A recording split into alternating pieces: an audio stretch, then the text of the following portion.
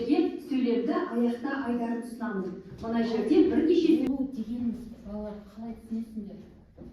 Барлығына бірдей Шындықты айту және барлығына бірдей қарау, тағы да шындықты айту, тағы жауапкершілікті болу дейсің. Рахмат, сен мысалы тақырса мен өзіміз жауапкершілікпен қараймын, себебі ол менің бұл.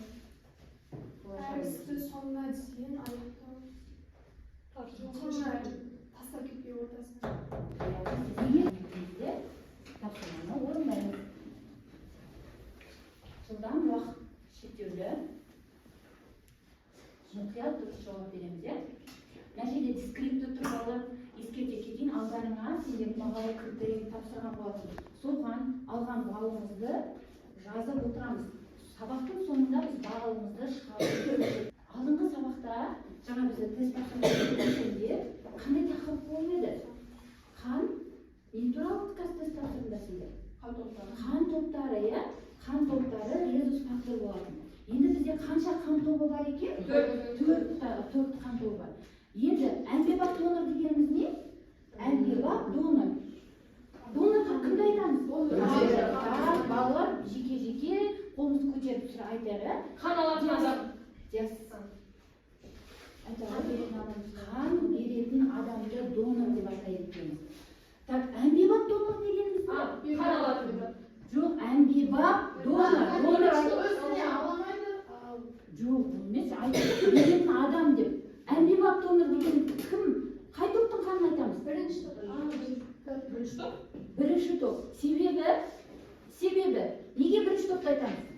Себебі ол бәрі. Себебі бірінші топтағы қан тобы бар ғой, барлық төртінші топқа да, екінші топқа да, үшінші топқа да бере алады. Барлығына береді, сонда өте жақсы. Енді бізде әмбебап реципиент деген бар. Ол не? Жаңа сұрақта болды. Қанды қабылдайтын адам. Өте жақсы қабылдайтын адам, бірақ оған неге реципиент деп атайды? Неге реципиент қабылдайды? Әмбебап реципиент деп неге атайды? Себебі донор жаңа барлық топқа бірінші топтың қанын берді ғой.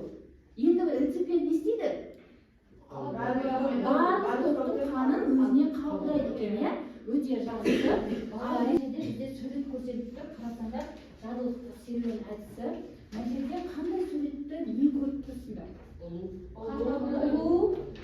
тағы не бар? Шұбалжан, шаян, және жүйен, қантамыр. Енді бүгін сабақ қандай болады?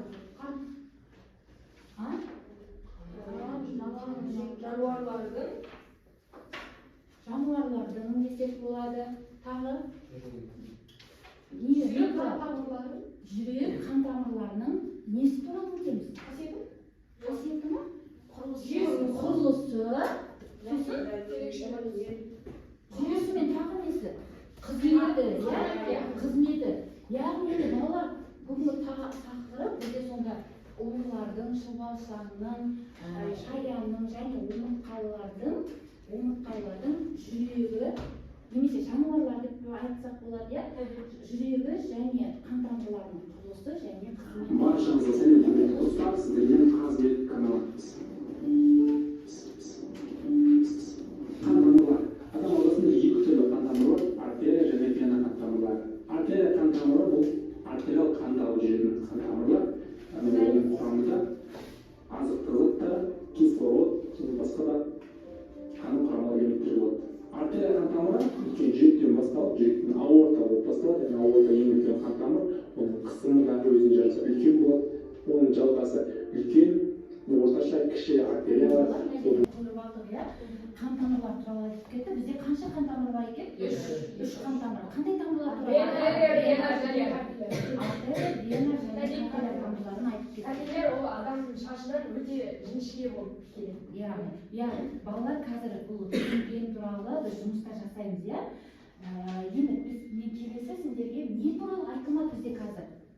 Қазір не туралы айттық? Тек тамыр туралы айттық, иә? Қан тамырлар туралы айттық. Енді бізде не айтылмайды? Жүрек туралы. Жүрек бізде дәл орта орналасқандықтан, кеуде қуысына орналасқандықтан бұл оң жаққа және сол жаққа бөлінеді. яғни адамның жүрегіне тоқталатын болсақ, бізде оң жақ 4 қостан тұрады. Ол жоғары жақ оң жақ жүрекше, оң жақ қарынша, сол жақ жүрекше және сол жақ қарыншадан тұрады.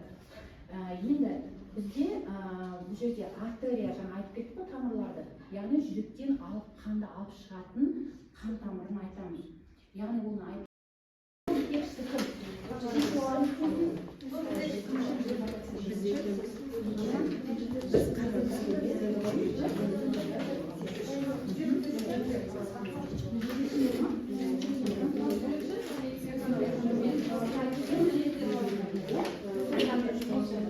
Балалар білеміз, ол постадан сөйлем болмау керек. Сөз болса болады, сурет, кесте, диаграмма, шварм, бірақ көп сөйлем жазуға болмайды.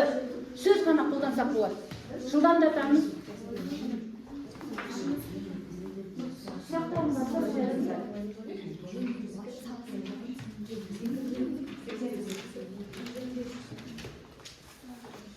Оқулықты қолдансаңдар болады, және басаңды интернетті қолдансақ болады.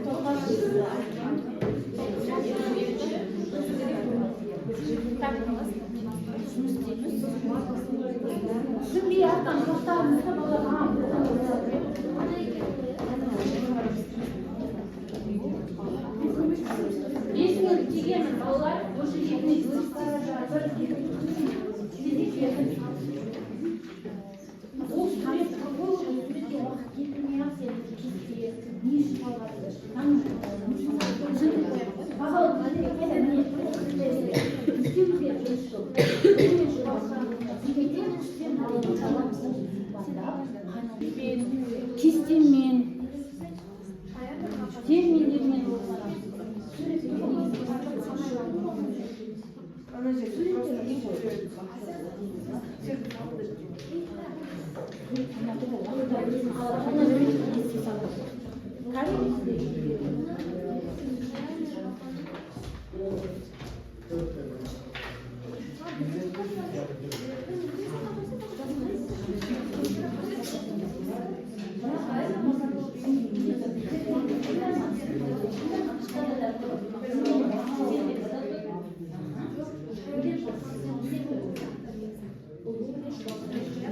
онда балалар бері қарайды. Бірден ескертейін, иә? Мына жерде қазір топтар бір-бірін қорғайды. Сондықтан қалған екі топ не істеуіміз керек? Бір-бірімізді бағалауымыз қажет. Ол қалай бағалау? Екі дұрыс, сәтті ұсыныс айтамыз, жақсы айтылған жақтарын айтамыз. Бір кемшіліктер болып жатса, кемшіліктер ма, ұсынымсыз айтасыңдар ма, мен бүйтер едім деген сияқты өздерінің ұсыныстарында айтып кетсеңдер болады. Сондықтан не істеуіміз керек? Топтарды мұқият тыңдауымыз қажет екен. Келе ғой. Сендерден кім? Алина сен ғой? Келе ғой. Яғни көрсетіп, мұқиятымен дайыныздар. Бері қарай. Мына жерде бізде ұлудың жүрекшесінің құрылуы берілген. Мына суретте, иә, мына суретте бізде жүрекше қарыншасы, ал мына жерде жүрекше. Және тамырлары, қан тамырлары берілген. Келесі бізде шұбалшан. Кім айтып жатсың? Қазір? ұлудікін аха. Енді келесіде Шұбалшан. Мына жерде Шұбалшанның ол құрылысы. Мына жерде жұтқыншақ, өнеш, жемсу және қарын. Жемсу ма, жемсау ма? Жемсу. Және мына жерде ауыз, жүрек және ішек, мына жерде екі ішегі берілген. Ал бізге берілген тақырып ұлу мен Шұбалшанның қан айналым жүйесі. Ұлу қан айналым жүйесі ашық, Шұбалшандікі жабық қан айналымы. Ал жануарлар ұлу мен буын аяқтылар қан айналымы жүйесі жүрек пен тамырлардан тұрады. Және Шұбалшанның жүйесі Балалар, барлығы түсінікті ма? Не туралы айтты, не айтылмай қалды? Сендер өздерің айтып кетсеңдер, ойларын екі-үш топ. Тыңдадың ба өткен? Не туралы айтты? Барлығы осы айтты ма? Ашты ма? Тоқталды ма? Салыстырды ма? Қалай қан тамырларын айтқан кезде ашық және жабық деп айтты. Ол не ол ашық жабық деген? Қан айналым жүйесі. Ұсыныстарымызды өзіміз айту керек еді ма? Енді сендер де айтатын сұрақтарың бар ма? Сендер жақсы барлығы түсінікті ма? Барлығы айтты ма? Деген дүние отырмыз. Түсінікті ма барлығы? Мияқтан мен ұқсайтын мысалы салыстырған кезде сендерде де болады. Яғни үш топ айтып болсын, сосын қосайын, иә мен? Аха, екінші топ. Дайынбыз ғой, иә? Аха. Қасиет, сен шығасың. Бізге берген тапсырма шаян мен бақаны салыстыру. Бізде жүрек құрылысы, бізде шаян омыртқасыз және бақа омыртқалы. Шаян ашық қан айналымы, ал бақада жабық қан айналымы. Бізде шаянның жүрегі қанат тәрізді болып келеді, ал біздің бақаның жүрегі үш бөлімнен тұрады. Екі жүрекше, бір қарынша және екі шеңбер болады. Бізде мынау бақаның жүрегі, мынау өкпесі болып келеді. Мынау кішкентай қан айналым шеңбері. Үлкен қан айналым шеңбері. Шаян бізде жүрекшесі, мынау қан тамырлары. Тыңдадық па? Не ұсыныс айтамыз? Не туралы айтты? Толық айтты ма жүрегі қан тамырлары туралы ашық? Иә?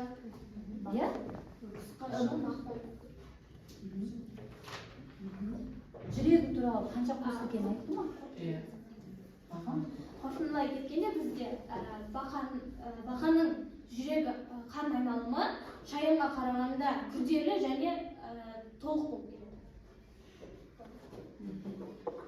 Барлығы айтты ма? Иә. Жарайсыздар, отыра қойыңдар. Әркімнің ойы құнды, қазір толықтырамыз. Келді ғой. Айзере жазылды ма? Бізге берген тақырып құс пен балықтың жүрегінің құрылысы.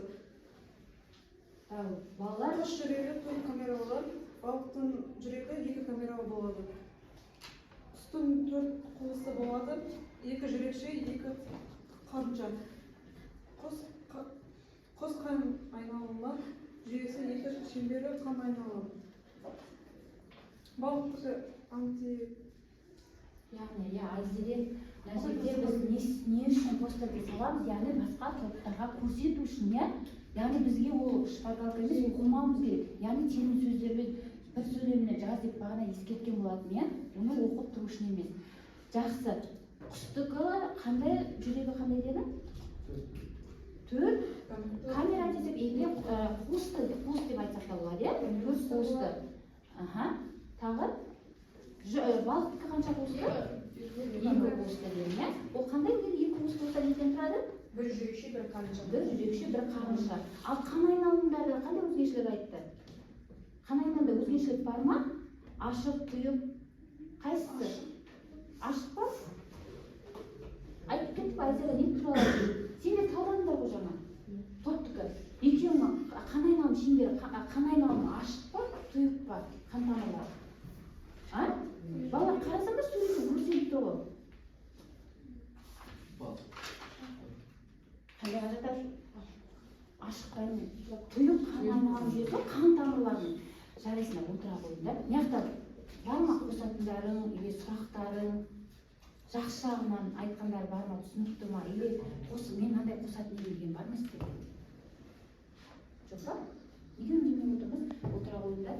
Енді балалар мына жерде сендер жұмыс жасап жатсыңдар ғой. Мына жерде әрқайсысының жүрегін сендер осыны сипаттап кетулері керек болатын, иә? Кейбіреулерің просто жүрек деп айтып кетіп жатсыңдар. Ол қай жерде орналасқан, қалай орналасқан, қанша қуыс екенін нақты тоқталу керек болады. Содан кейін ашық қан айналым, тұйық қан айналым шеңбері деп алдыңғы сабақта, осы сабақта қарастырып отыр. Ашық қан айналым жүйесі деген не? Ол қантар жүрегі, қантамырлар болады да, бірақ денесі ал тұйық қан айналым жүйесі қалай? Ол тек қана тамыр бойымен ғана бір бағытта не істейді? Айналып жүреді екен. Осыны айтып кету керек нақтылапшы. Қайсысы мысалы балықта екі қуысты, бір жүрекше тұрады. Одан кейін кімді айтты? Құсты төрт қуысты, екі жүрекше, екі қаншадан тұрады деп. Мына жерде макетті қарап сол керек болса соны алып айтып түсіндірсеңдер де болатын еді. Мына жақта сіздерде не ұлу беріп тұр. Екеуі екі түрлі жаңағы қан айналымы ашық, біреуінде тұйық болып тұр, иә?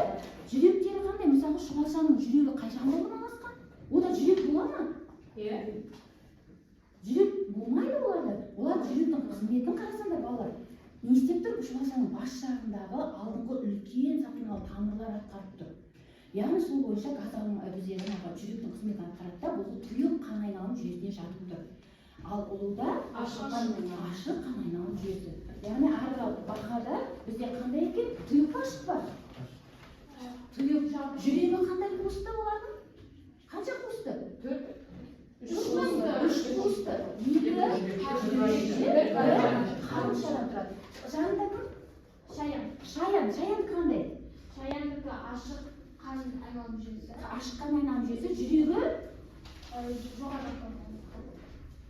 Негізі бірнеше жүректен тұрады, жес неден тұрады. Енді әрі қарай балалар келесі тапсырмаға көшейік.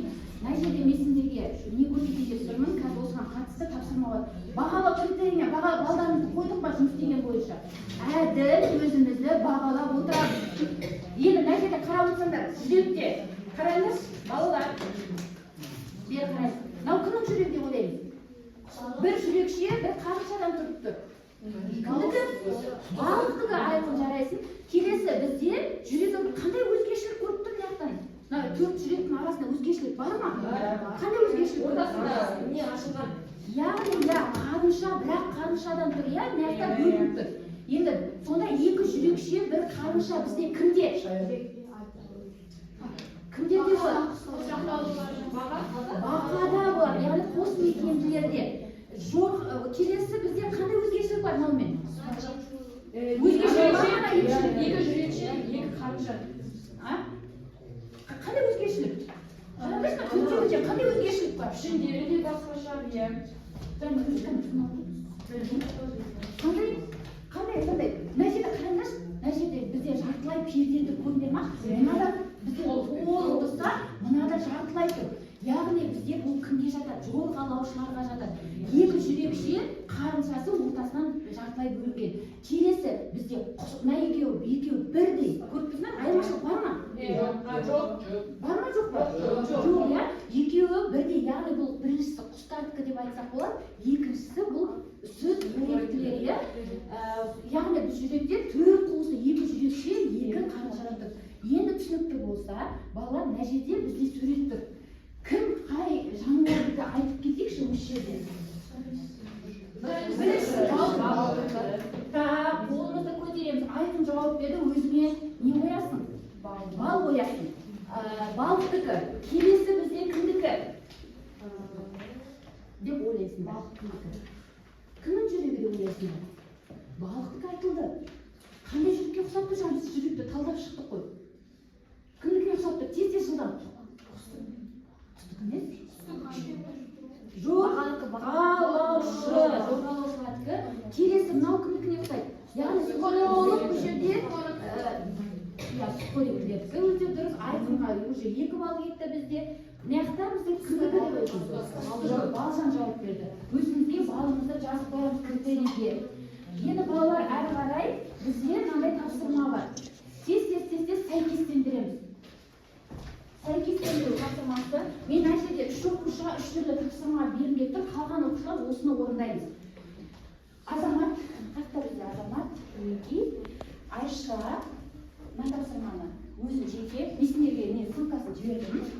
Айнұр, міне, мына тапсырманы орындаймыз дейсіз. Содан. Қалғанымыз мына тапсырманы орындаймыз. Тек содан жазамыз. Яғни бағалау критерийіне балалар, балды ұмытпаймыз өткен сабақтың соңында мен бағалауға келеді. Жылдамдатамыз, тез белгілейтін тапсырма болған. Мен яқтан аша салайыншы балалар. Тұратыңдар, мен яқтан ашайын.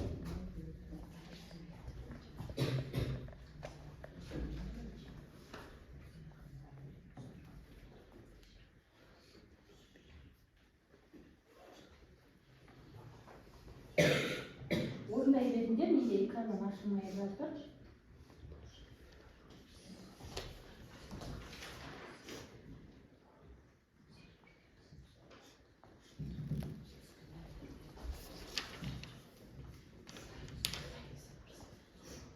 Мейлі орындай беріңдер, экраннан ашылмай жатыр. Так, кіріп бар. Қайнеке? Сәйкестендіреміз, иә? Барлығы дұрыс бар. Яғни бұл жерде тапсырма не туралы болып тұр? Қан тамырлардың қызметтері, берілді. Яғни соны 3 тамырға біз не істеуіміз керек? Сәйкестендіріп жасауымыз қажет.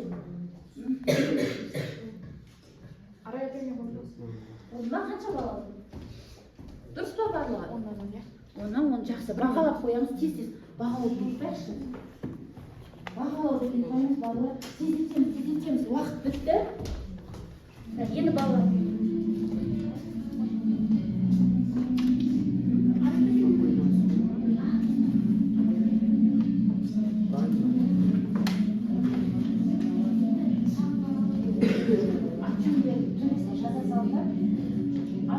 Жаза саламыз. Екі адамға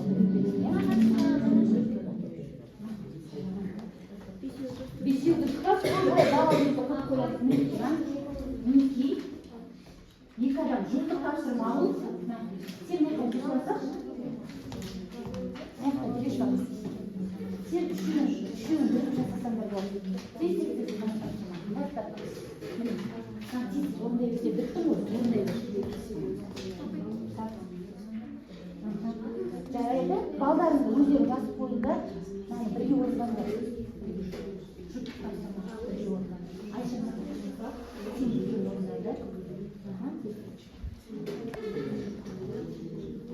Айша бітті ғой тапсырманы? Деңгей тапсырма. Қанша барлығы өздерге сен? Өте жақсы. Бізде Айнұр сен тапсырмасы.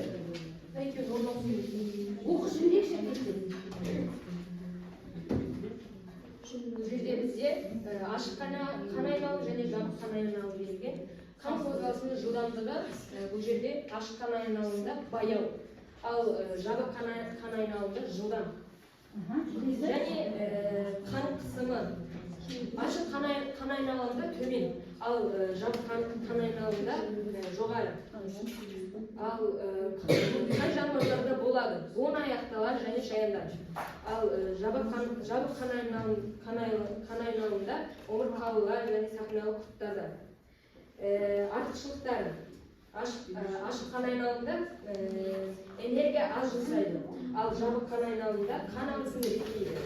Кемшіліктері: ашық қан айналымында қан ағысын реттеу қиын, ал жабық қан айналымында энергияны көп жұмсайды. Өте жақсы орындалған. Өзіне бір балды қоса қойып. Мына Азамат, сенде тапсырма өзің оқи салшы, тез жылдам жасап. Бірінші не беріп тұр сенде? Бұлты құрт, иә? Бұлты құртты айтып кетеді. Жүрек саны қанша? 5 жүрек жабық. Жабық екен. Олардың жүрек саны 1 жүрек және 2 бұлт. Айналымның жүрекші ашық. Баяны сая және жәндіктер болса, оларда бірақ қана арқа жүрек болады екен. Оларда айналымы ашық айналым омыртқалар. Оларда омыртқалар неде жатады? Балық пен балық, қоры, бір жүрек, бірақ жүрек болса қаншадан тұрады? Қаншадан? Екі ма? Қанша? 4 қуыстан тұрады. 2 жүрекше, 2 қарыншадан. айналым жүйесі Өте жақсы отырамыз. Балалар, келесі пиза тапсырмаларды бітсеңдер, орны ат жөнделерін жазыңдар да, сонымен атамның ішінде балалар неге тапсырма бізде? Эссе неліктен кейбір жануарларда ашық қана айналым жүйесі, кейбіреулерінде жабық жүйе дамыған. 10-15 сөйлем тұратын эссе жазып береміз деген. Түсінікті ғой? Айнұрда түсінікті ма? Енді бүгінгі сабақ бойынша рефлексия жасайықшы. Ауызша айтып кетелікші. Бүгінгі сабақта сабақ тақырыбы өте құнды, терең болды және түсінікті болды. Түсінікті. Бүгінгі сабақтың мақсатына жете алдық па? Жүрек құрылысын мен қызметін білдік па? Қан айналымдарды, жануарларды салыстыра алдық па? Салыстыра алдық. Ақпараттар мақсатқа жетіп па сонда? Өте жақсы. Ал енді сұрақтарың бар ма іште? Бүгінгі сабақта сұрақ бар ма? Кімді сұрақтар? Түсінбеген оқушы бар ма? Өте жақсы. Осында. Сау болыңдар.